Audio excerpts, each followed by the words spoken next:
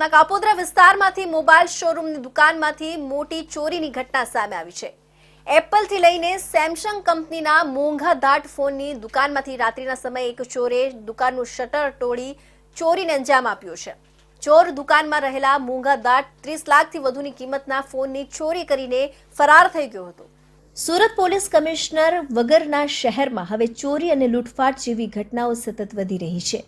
ચોરીની ઘટનાઓના રોજિંદા અનેક કિસ્સાઓ પ્રકાશમાં આવી રહ્યા છે, ત્યારે વધુ એક શહેર પોલીસની નાઇટ પેટ્રોલિંગની કામગીરી સામે સવાલ ઊભા કરતી ઘટના કાપોદ્રા વિસ્તારમાં બનવા પામી છે।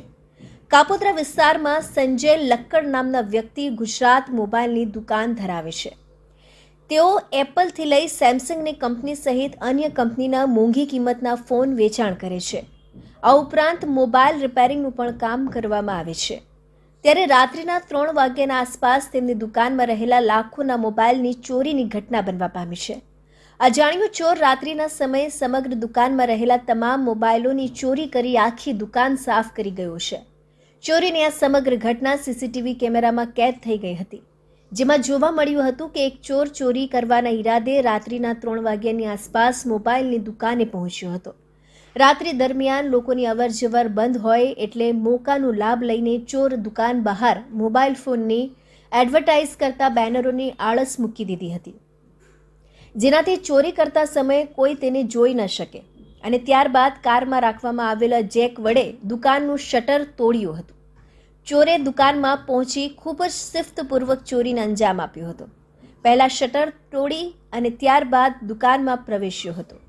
જો કે ચોર દ્વારા ત્યાં અનેક પ્રકારના મોબાઈલ ફોન હતા, પરંતુ આઈફોન અને સેમસંગ કંપનીના મોંઘા ફોન જેની કિંમત 30 લાખથી વધુ થાય એવા ફોનની ચોરી કરી હતી અને કોઈને પણ જાણ ન થાય તે રીતે ભાગી છૂટ્યો હતો। આજરોજ કાપોદ્રા પોલીસ સ્ટેશન વિસ્તારના સાગર રોડ પર આવેલ ગુજરાત મોબાઈલ નામની દુકાનમાં રાત્રિના 3 વાગ્યા પછીના કોઈ સમયે કોઈ ચોરી સમયે દુકાનનું શટર તોડી અને દુકાનની અંદર ગેરકાયદેસર રીતે પ્રવેશ કરી દુકાનમાં રાખેલા આઈફોન તથા સેમસંગ કંપનીના મોંઘા ફોન તથા અન્ય રિપેરિંગ માટે આવેલા ફોનોની ચોરી કરેલાની હકીકત કાપોદ્રા પોલીસ સ્ટેશન ખાતે આવેલ છે અને હાલ આ ગુનાની ફરિયાદ લેવાની કાર્યવાહી ચાલુ છે અને આ ચોરીમાં આશરે ₹30 લાખ રૂપિયાના મોબાઈલની ચોરી થયેલ હોવાનું પ્રાથમિક દ્રષ્ટિએ જણાઈ આવેલ છે। જોકે સવારે દુકાન ખોલતા જ દુકાન માલિકને ચોરીની જાણ થઈ હતી, જેને લઈ બનાવ અંગે દુકાન માલિકે તાત્કાલિક કાપોદ્રા પોલીસને જાણ કરી હતી।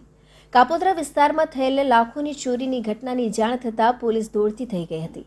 સ્થાનિક પોલીસની સાથે ક્રાઇમ બ્રાન્ચની ટીમ પણ ઘટના સ્થળે પહોંચી આવી હતી। એસીપી BA પટેલે જણાવ્યું હતું કે મોડી રાત્રિએ મોબાઈલની દુકાનમાં રહેલા 30 લાખથી વધુની કિંમતના એપલ અને સેમસંગ કંપની સહિત રિપેર કરવા માટે આવેલા અંદાજે 30 લાખથી વધુની કિંમતના ફોનની ચોરીની ઘટના બની છે। પોલીસે ફરિયાદ લઈ ચોરી કરનાર ઇસમને સીસીટીવીના આધારે જુદી જુદી ટીમો બનાવી પકડવાના ચક્રો ગતિમાન કર્યા છે।